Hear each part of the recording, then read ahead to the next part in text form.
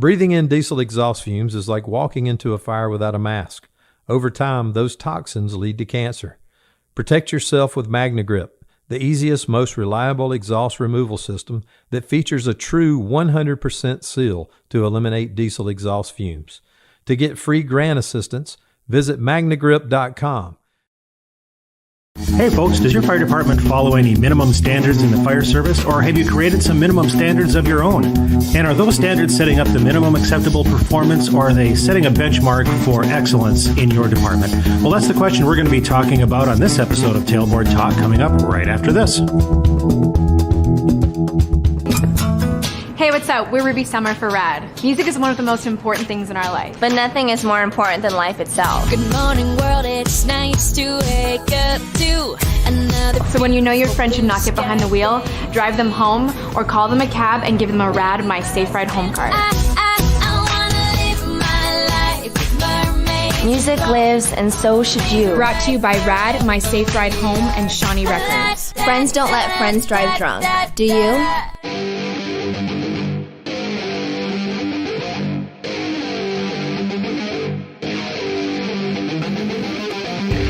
Welcome to Tailboard Talk with Chris Rasmussen, Craig Nelson, and Jeff Wallin. Every month we explore different topics of interest to you, our cohorts in fire and emergency services. So whether you sit back and listen, sound off on the message board, or call in live to be part of the conversation, we welcome you to join us in our mission to improve the fire service for those we serve and those we serve beside. Now coming to you live from the Great White North, this is Tailboard Talk on Fire Engineering Talk Radio. Hey, welcome to Tailboard Talk for Friday, August 4th. I'm Jeff. Craig. And Chris. And you're staring at me as if you wish for me to continue. I wasn't sure where you were going on that. Yeah. Uh-huh.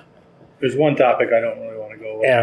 Am I missing the obligatory topic to start our show with? You probably should. Oh, holy crap, is it hot out today in the Great White North. Tell you what, 90 degrees today. It was 96 yesterday. And it amazes me that we can have the kinds of temperature swings that we do here for all. We do this just for our flat the land listeners. is. Yes. Yeah. Well, that's getting to be me. Should I tell you about which parts of my body ache today too? Well, it's hot. Well, the only good thing about the Midwest is it's a dry heat. Oh my gosh. You always hear that. Not from Arizona. quite. It's a dry heat. Not quite so much. No. Go ahead. It's summer. It's summer across the country, right? It is. We're watching some record heat going all the way across from obviously west to east, and I have a son that's down in Arizona. It's been at this day of 36, 37 days, over 100. I don't know how they fight fires down there. I was thinking about that. Swim trunks? I don't know what you guys do. You apply water, it turns to steam before it hits the building. Use the water? Oh, okay. Yeah, that makes sense. I don't know if it was in Phoenix, but somewhere down in that area, they were talking, the previous record was like 5 days, something like that, at these types of temperatures. And like you said, they're on day whatever. Yeah. Like way past anything we've ever heard of in the past. So you start thinking about, my gosh, fighting fires, even going to medical calls, anything you're doing during the day, tough to stay hydrated. Tough to stay cool. Yeah. How do you do anything else? And you really can't go out early. Your call volume's got to be going through the roof. Yeah. Because you have that many people with heat exhaustion, heat stroke, etc. Stressing the systems of the buildings, all kinds of different things. Yeah. Well, weren't straight streams developed in Phoenix because the fog nozzles couldn't reach the fire? Evaporated? Yeah, they evaporated before they get to the fire in the first place. Well, I've been down there in the middle of summer, and that's hot. That's ridiculous. Yeah. Maybe you get used to it. This Midwestern guy does not get used to it. It's the opposite of here in the winter. Yeah. They're in the summer, they're inside the mall, they're inside, just like we are in the winter. All right, any other weather updates, Jeff? Well, I just got back from a family trip to Seattle for a wedding, and it's just amazing to be in a part of the country that isn't flat, because right here we are in a flat glacial river basin. It's the flattest place I have ever seen consistently. But I realized when I got out there that when we were driving, we were either going uphill or downhill all the time. Yeah. Hardly ever going straight. So when you got to a straight piece, it's like, whoa, what's this? But that's my first observation. And the second one was, it's amazing in the residential neighborhoods there in a lot of Seattle that it's just homes built into old growth forest neighborhoods in these hilly areas. Sure. I just have a hard time comprehending it, but it's just so beautiful to have big, huge evergreens that houses are nestled into. Cut a few of them up and keep everything else there because you're wanting it to be in that environment. And everything was green. I'm sure if I studied the physics of, hey, do they have wildfire problems up there or not? So many was, but everything seems intact and they don't seem to have the problems other places do. But it was just beautiful to be in a different area. And it was hot there too. It got up into the 80s. Oh, I've been to the 80s, yeah. Had some elevation, I suppose, in there, and that helps. Well, good. Yeah. We could definitely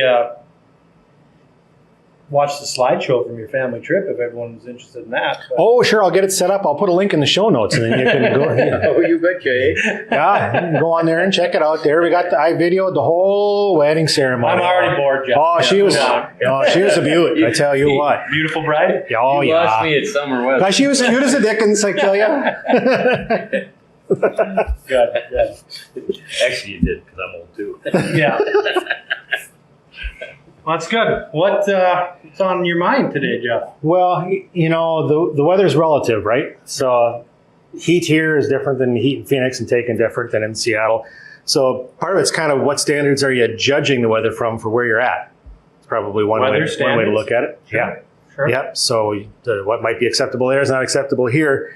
And I was reading an article online by Corley Moore on the Dichotomy of Minimum Standards, which is just published on Fire Engineering on the 20th, where he kind of talks about standards in the fire service and proposes a couple different theories. And one of them is, do minimum standards in the fire service, say, breed mediocrity? Those aren't his words exactly, but are minimum standards keeping our performance more towards the minimum if we're just striving to meet the standards that are there than how we could excel if we said what we really want?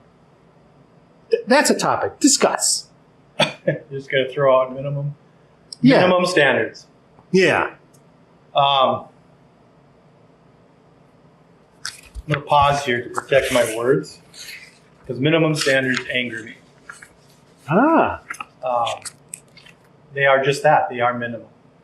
So to be a firefighter, you need to meet a minimum standard. To be a player on a high school football team, you need to meet a minimum standard. Mm-hmm. But if you want to be the main player, the star, the goal setter, the coach, the quarterback, whatever you want to be, you got to be above minimum standards. You got to strive for above minimum standards. So minimum standards to me says, yes, you are a fireman. You meet these minimum standards. Okay. But does that make you a firefighter? I'm not sure. In the article here, he quotes Mike Walker, one of his favorite quotes that he uses over and over again in a lot of his presentations. The minimum standard is one small step above inadequate. It's a good quote. Yeah, it's a really thought-provoking statement when you just throw that out on the table. I use the term kindergarten a lot on the fire service. That's right. Kindergarten. Minimum standards are kindergarten stuff. I mean, you have to be able to read, right? In kindergarten or learn those skills. Okay. And then as you advance up through education, you learn advanced skills. So I think that's something that people need to look at. I agree that you should have a minimum standard because there are some communities that don't ask for anything more. Mm-hmm. Really, there are. That's what they want. That's the minimum. They want a fire department down there. They don't want them to do anything other than respond to fires, stop the spread of fires or whatever. So that's their minimum standard, and they're very happy with that. Okay. And then there's other departments across the country, I think, that expect more of their departments. Sure. Helping with ISO ratings, maybe doing some fire prevention stuff, maybe training to higher levels, doing those kind of things that is what some communities are expecting their department to do. Okay. So you got minimum standards. All I want you to do is hang around, spray some water on the fire if we have one or two a year or whatever. Put it out. And then you have some major departments that have a lot of complex incidents that go on in their communities that they need to take care of and train. Sure. Way above the minimum standard. There are a few legal minimum standards in the state of Minnesota anyways that are rather interesting. One of them is to be an organized fire department, you have to train at least annually. Sure. is the minimum, and it's written into Minnesota state statutes. Yeah. So that could be considered a minimum standard in Minnesota. If you don't train at least annually, the state will not recognize you as an organized fire department. Yep. If you swat at least one fly per show, you'll meet the minimum standards. I love it. So I get that. I mean, I understand the minimum standards are there. I understand why they're there. Yeah. You know, I also belong to a department in a small community outside the metro area. Mm-hmm. Our standards are different than the department I'm paid to work. Sure. It doesn't mean it's good or bad. No, it's what the community wants, right? Yeah. The other second part to that standard on training was if you want to be a fire department that does interior structural firefighting in the state of Minnesota, you have to train at least quarterly. Sure. It doesn't say one on. So, I mean, any fire department paid on call or at whatever level, thinking the idea of only having 4 training drills a year to say I'm prepared enough to be able to do that. Right. It could happen depending on how long you trained each of those 4 times or what you trained on, but there it doesn't say that the minimum standard is also necessarily bad, I guess, because in your community, if you're trying to limit the fire spread to the building of origin and stop that from extending out into a wildfire that can take out a large area or take out multiple homes in town, that might be a very acceptable and worthwhile standard to be living up to. So we're talking about minimum standards. Maybe we should define what a minimum standard is. Like, what are you thinking a minimum standard is? Well, this has kind of my mind just spinning all over, and especially this article because it's talking about 2 very different quotes, and I really struggle with the second quote. I'll take coasters all day long. That's kind of the opposite of what I guess I would normally look at, and I understand the quote. I get it, but I'm not saying it's wrong either. It has my mind spinning. But we normally set like where we're at in Fargo, we set our standards to follow NFPA, ISO, the typical standard, national, international standards you're going to find everywhere. So there's nothing shocking in there, nothing surprising. So that's the basis of what we're talking about, minimum standards, NFPA standards. Yeah. So you kind of go, okay, well, is that? And so that what it takes me to is why. Yeah. Why is that the minimum standard? And why? And we ask this of our recruits in our academy and our personnel as we train them. Why do we train? Because a lot of times we skip over this. We just assume everybody knows. Why do we train? Right. We train so that you can perform your job well, so you can do it safely and effectively, so you're proficient at your job. So you're going to be more effective to the citizens you're trying to save, and you're going to do it more safely, so there's a better chance you're going to go home at the end of your shift. And so I think anytime you have a discussion like this, you have to take it from the angle of what's if you're talking about a minimum standard, because again, 2 quotes, one saying that the minimum is the bare minimum, and I kind of lean toward that one, makes more sense to me. Yeah. The other one is, well, no, the minimum is set to make sure that you are proficient. So if you're meeting the minimum standards, you're proficient. And I come back to, are you proficient is really the bottom line. And that comes down to, it's very difficult to say just because a person attends a certain number of hours of training that they're proficient. It really comes down to the individual and or the crew and their supervisor, their lieutenant, their captain, their bat chief, etc., to make sure that they are proficient. And most of those standards are written that way, right? Yeah. Proficient in this, Yes. and this. Hazmat standards, proficient in this, and this. Mm-hmm. So who decides if you're proficient? Yeah. Who decides what level is the minimum standard? Because you have one guy that's saying, well, yeah, I know what, as an example of the hazmat, I know how to use a monitor, air monitoring device. And then the other guy says, well, the minimum standard to me is you know how to use 12 of them, and you're an expert in them, and this and that. So how do you set it? Mm-hmm. Standards are written. Do you understand the philosophy of this, or can you complete this task? But I don't know. It's interesting. Minimum standards are not anything. Anytime you use the word minimum in front of a word, to me, bothers me. Yeah. Bothers me. Because there is, I have a problem with not having a clear definition of what a minimum standard means. And we've been talking about it here, but there are people that will assume the NFPA standard is a minimum. Right. And there are those who will say legal requirements or precedent are the minimums, or departmental standards are the minimums after community analysis.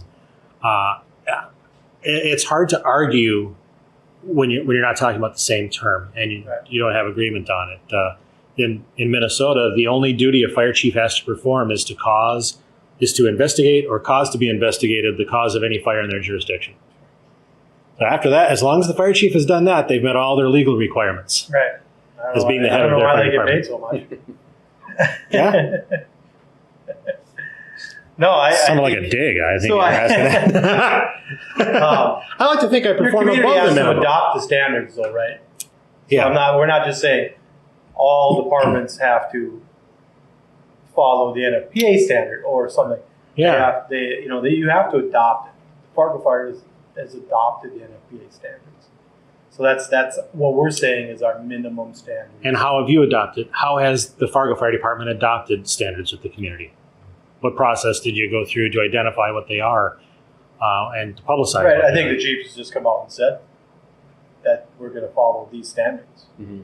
He's made those statements in commission meetings or whatever. These are the standards we follow. Mhm. City has accepted that, bought it, or adopted that also. Well, that's maybe a big not part of it. legally, on paper, but That's one of the big pieces that accreditation pushes you toward, is that you're forwarding this information to your governing body, whether it's a commission, a council, whatever it is, an authority board, that you're letting them know this is the standard we aspire to, or that we are trying to maintain, and you communicate that to them. This is how we do it, and then they accept it or they don't accept it or whatever. But making sure you're communicating to them, because really it's up to them to choose what level of service they receive. It's as much as the fire chief and myself and all of us that talking here tonight would advocate for more training, more everything for the fire service.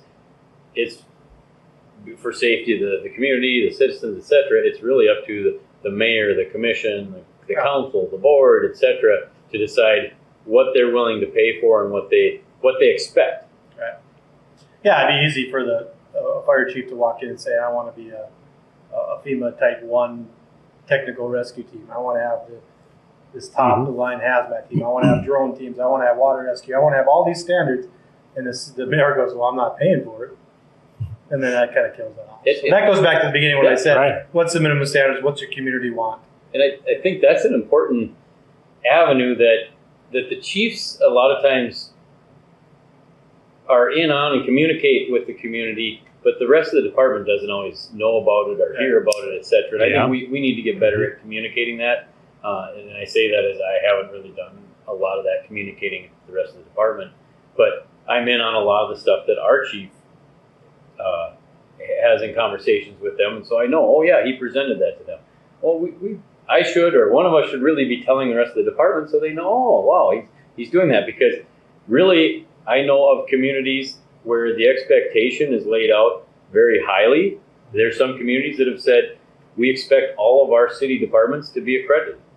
Right. So you will be accredited. You will be ISO 1. You will aspire to this level if you're our fire department. And the vast majority, I think, of communities out there have not addressed that yet. But they're starting to. They're starting to ask those questions. And so it's up to them to choose what level of service do they expect. But when your city governance or government or commission or whatever says you will be accredited, you will be an ISO 1, they're also saying we will pay money, we will support this. Then they need to support it. Yes. Support. You can't say you have to be the top of everything possible out there and we're not going to pay for it, but you have to figure that out. Right. No chief's going to stick around for that. Yeah. No fireman's going to stick around for that. So I like the idea that the minimum standard is what your community determines that it is within your department. One issue you could throw out there without naming any department in particular is apparatus staffing. Sure. So engine companies and ladder companies, to put it in the simplest terms, and there are recommendations from NFPA about staffing levels. But there's also guidance about what can be done at different staffing levels that supports the document. And so what's the appropriate apparatus staffing on an engine company? Is it one person per engine? I'm being ridiculous, except there are some jurisdictions where That's the model. One person gets the engine out to the scene, and the other folks respond out there to build the crews as you can based on who's available. Is two appropriate?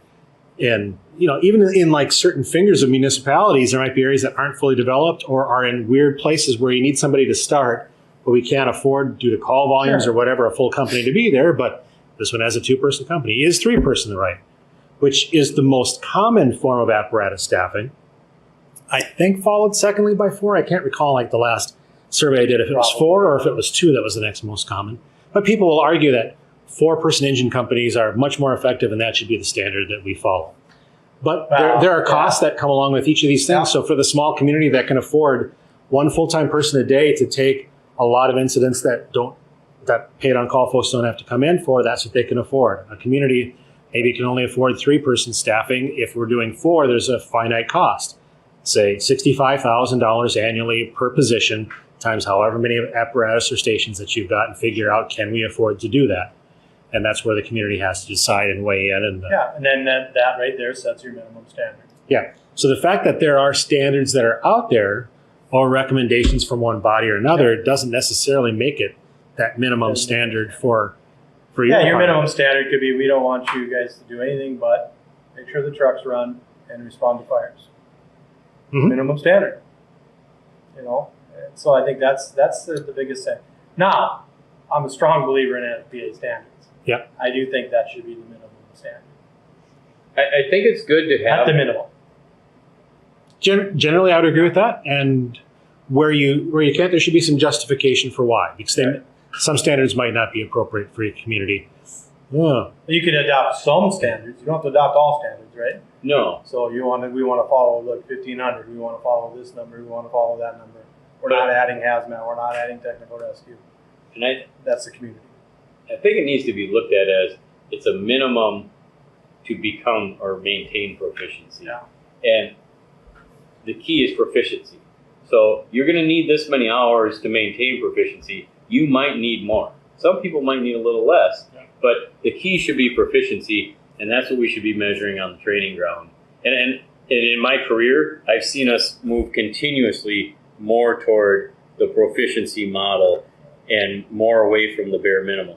The bare minimum model always just has driven me nuts because I've been in too many training sessions where we do the bare minimum and go, yep, we did it, everybody's good. Yeah. So you take an apparatus operator course and you do the bare minimum, and then I'm out on the fire ground and I see people that can't get water, that steam pumps, that have multiple issues, and there's no reason for that. And it's because we kind of shortchanged the training in the beginning, and I see less of that now. I see the training, I see our people performing at continuously higher levels, which again is what we want. It's moving that direction. And so I think it comes down to proficiency. So there should be an element of not necessarily testing, but skills verification on the training ground. And that's one thing accreditation does have in the performance indicators. How do you verify that people meet the standards, that they meet the skills? And so we rely on our training captains to, if it wasn't performed to standard, then you're going to have to do it again. And so you might need a little extra time with some people, and you might get it done earlier with others, but it should still come back to the proficiency aspect. And most of that training can get done in-house, right? Yep. But we also there's also other places, hazmat goes out to TEACs or some of the, like Anniston or Nevada, those classes, and you're testing on it, minimum standards, outside agency looking at you saying, yeah, you meet the minimum standards, which is a good thing. Yep. Pro board, all those kind of things. Yeah, and those standards are evolutionary too, Sure. right? Because you guys are performing at higher levels now than you were 10 years ago. Right. With focused effort on consistently meeting the next standard benchmark that you guys were hoping to achieve, and then having a vision or having a strategic plan to say, here's where we're moving though. Here's the direction that bar is being raised or lowered to, but usually raised to respond to community need, to respond to our increasing level of proficiency, that if we can support that, now we want to stretch to reach the next goal of getting a higher level of performance in this area and having that become maybe our new minimum standard. And so the opposing comment in this article kind of speaks to that maybe if your standards get set high enough for what you want people to perform at, you can't say that the minimum is a dull standard. It can be an actually very high level of performance if that's what you're going to set as a minimum bar for your organization or agency. Yeah, and I'm guessing that's the quote that he's throwing out there is that not necessarily the minimum standard stuff? Yeah, and like that, I was thinking about that. I think it's the coasters, the word coaster. Yeah, coaster. I don't like the word coaster because we shouldn't have coasters. I don't think we have very many coasters in the fire service. Yeah. But the word bothers me. That's not a... it has other connotations that come along with it. Yep, it kind of says you're not meeting the minimum standard, that you're not treating it the way you should.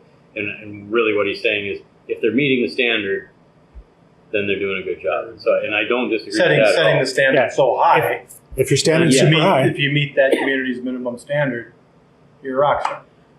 Yeah. Right? I mean, I get it. I understand the quote. And but yeah, the wording, the coaster, minimum coasters, those words, yeah, they torque me off too.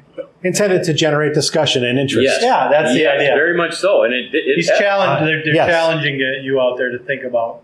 Yep. What he's talking about. Yeah. So it's very good. It's a good article. Mm-hmm. I do appreciate both of them, their viewpoints. Yeah, I love the article, and like he says in the article, I agree with both of them. They're both correct. They're both good quotes, and they spur discussion, which I continually think that's one of the best things you can do is get people to think. Instead of telling people what you think or what they should do, I think we need to do a lot more asking them questions to get them to think and reflect.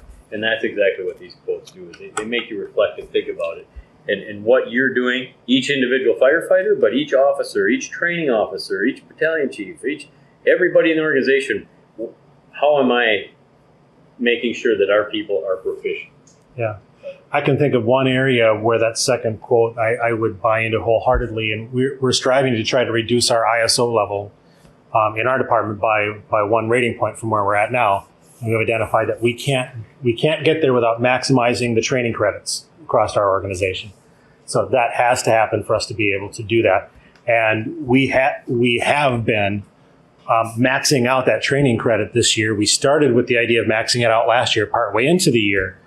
And I mean, that's well above the minimum standard, except it's the minimum standard we've set to reach a certain goal that we have. And if we can get most of our department to that minimum standard, I'm going to be incredibly happy that we're at the minimums. And a lot of people will be doing more. And I guess I could buy into his statement a little bit in that if every single member of our department met that minimum, even though some people are way outperforming that, I would be super happy because it's going to achieve the goal that we want to have. Although I'm not using that one word to go along with that. But yeah.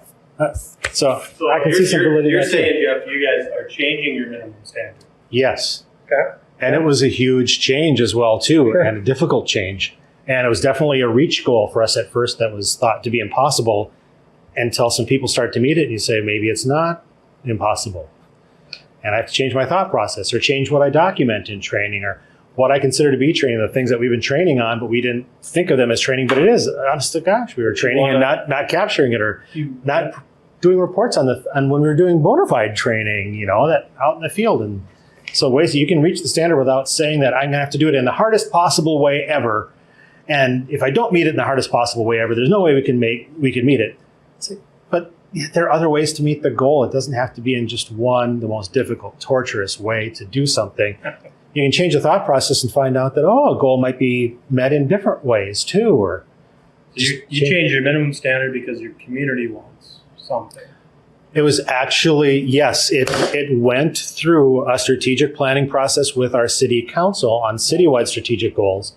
And that was a goal identified by the city council to reduce our ISO rating by 1 point. Right. Yes.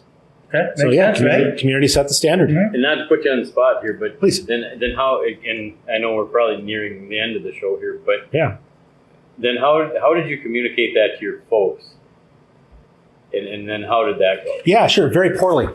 Okay. Yeah, and that's why I asked, not judgingly, because I know we've done this, and I'm guilty. Yeah. I haven't communicated things always very effectively or the way I should, or sometimes at all. You forget to do it. And I'm trying to get much better at the why, because usually if you explain why, people are a lot more on board with it. Yep. So now I'm trying to start with the why, but every once in a while I still forget and I don't. No, and even when that was set as a standard, and I was not part of the group that came up with these decisions at the time about where we're at. It wasn't communicated well to begin with. At some point in time, I became familiar with it. Oh, that's nice to know as a mid to upper level chief officer in the organization. And when we started talking about it, we talked about here's some goals that we have. And we set it as a departmental goal so we could meet the city goal. Without really saying that, hey, this was discussed amongst the council and the mayor and the city manager, and they're all on board for whatever we need to do to reduce this standard, to have an impact to our commercial customers in town potentially.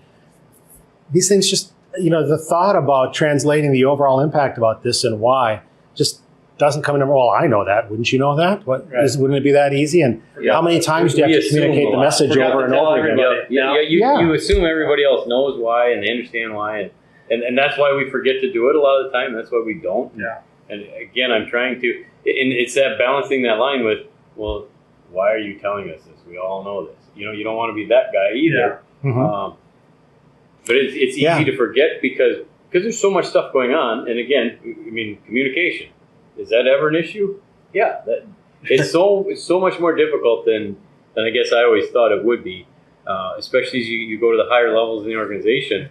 There's more stuff to weed through and figure out what do you communicate. And it's not that you're hiding stuff. It's that they don't want to hear everything. Yeah. And the world that you live in, the information that you go through, you just assume everybody knows it because you've been living in it at your level and don't realize the people that don't know it or that you talk about it just briefly because you've talked about it briefly and more in depth like 20, 30 times already. And you just assume the whole world is where you are.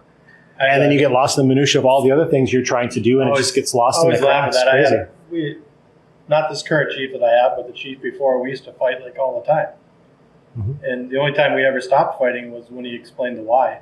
And I'm like, well, you should have told me that a month ago. You started with that. Yeah. We wouldn't have wasted the last month. Yeah, exactly. Because I didn't know what he knew, what he knew. So minimum standards are what your community has dictated or asked for, what your department and employees have asked for. Those can change. The levels can change. The standards you follow can change. Yeah. We use ISO and NFPA standards, different things. So I think this is a good article. I think it gets people thinking. I think a few things that Craig's mentioned that maybe we don't communicate enough. The whys down, why we have minimum standards, or why our minimum standards might be higher than minimum, or why they're lower than minimum, or whatever. So I think it's a good idea to sit around your fire hall tables, look at these articles, and talk about them. And I guarantee someone in the room knows why we have minimum standards. Yep. So bring it out, talk about it. I would encourage to any listeners out there is again, we're not ever trying to hide stuff. We're trying to prevent you from having to have just a massive amount of emails, a massive amount of information, because we know that's not what you want. I know I don't want that. And so we weed through it, and sometimes we cut too much out because we think you know that piece of it. And so if you're ever missing information or you don't know the why, ask your supervisor. And if your supervisor doesn't know, then please, if you're a supervisor, then ask your supervisor. Eventually you will get to a point up the chain where somebody knows the why. If you don't, and you shouldn't be embarrassed about it. No. There are questions all day, every day that people have. Ask them up until you get to the right person. And we have no problem explaining the why. I want everybody to know the why because then it helps them do their job better. Yeah. I have a few different quotes that I've got on a little lower desk drawer that just mostly I can see when I'm sitting at the desk.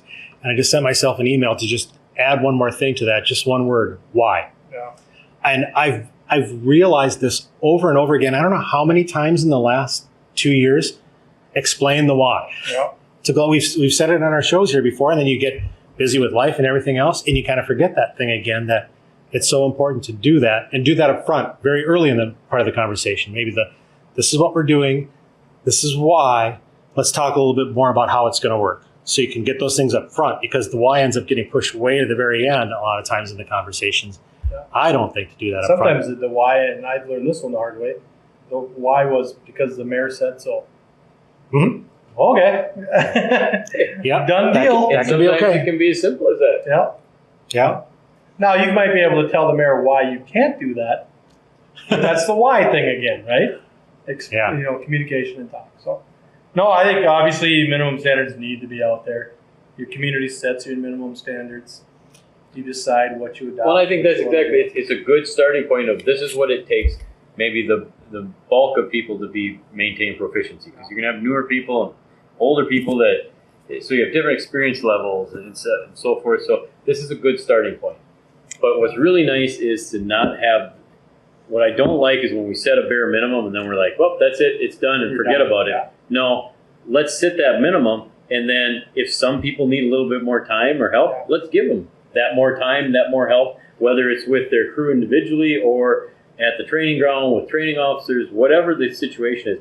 Let's adapt it to what people need. Make them comfortable with their equipment and their tools. So I hate people say we're just checking boxes. That drives me absolutely crazy. Exactly. You're just checking boxes to meet the standards. Well, don't check that box so fast. Make sure the employee can meet the standards. Yes. Yeah. You know, think about that. And I'm not. Trust me, there's a time in my career that maybe the box shouldn't have been checked. I should have had some extra work. You know, so I'm not above that, or beyond that. So maybe we don't check the box so fast. It says here you got to be proficient, not just sitting in the room watching training. Recording a podcast. Whatever. Goofing around. We set a minimum standard for the podcast that we wanted to go at least 20 minutes. I'm not sure if we wrote it down anywhere. We made everybody aware of it. That's what the community wants. Absolutely. No more than 20 minutes. The first few shows of a couple hours. Yeah. No more than 20 minutes, that's for sure. Yeah, and this one has gone 34. So I don't know if we're performing well because we're much above the standard, or this is now starting to get to be too much. I think we better get out of here. It's like a mini-max standard. No more, no less. 20 minutes, cut it off. Are for all those people up in this northern Midwest part of the country where you have these long drives. Yeah. It's a long drive from Minnesota, Fargo, North Dakota to Montana. Yeah, we got to listen. You got a lot of hours you got to kill. So you need those podcasts to last you. That's what we're trying to help with. We get over 40 minutes, Jeff. I don't remember what we started the conversation with. So oh, yeah, that's true. Shut it down. Do you think these podcasts get longer in the winter when we're kind of tucked in and they're shorter in the summer when we want to get out and do something? Asking, why are we doing this podcast? Why are we doing it? Why? It's nice out. Why the hell are we here? Well, yeah, to wrap it up, check out the article. I think it's very good. The Dichotomy of Minimum Standards. Very good article. It's good. It's worth a chat around the table. Yeah. Ask the wise.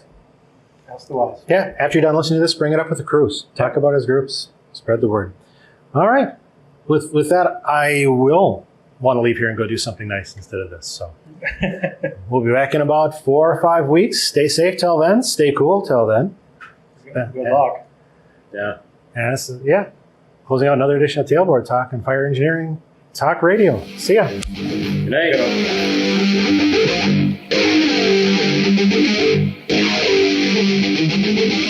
Thank you for listening to Tailboard Talk. Don't forget to tune in each week, Monday through Friday, 5:30 p.m. Eastern, 8:30 p.m. Pacific for Fire Engineering Talk Radio. You can also subscribe to all of our shows on iTunes. Just search for Fire Engineering Talk Radio. Check out our educational programs and consultation services. They're all available at tailboardconsulting.com. There you can find links to all of our shows and our magazine articles. Thanks for listening, and join us again next month for another episode of Tailboard Talk on Fire Engineering Talk Radio.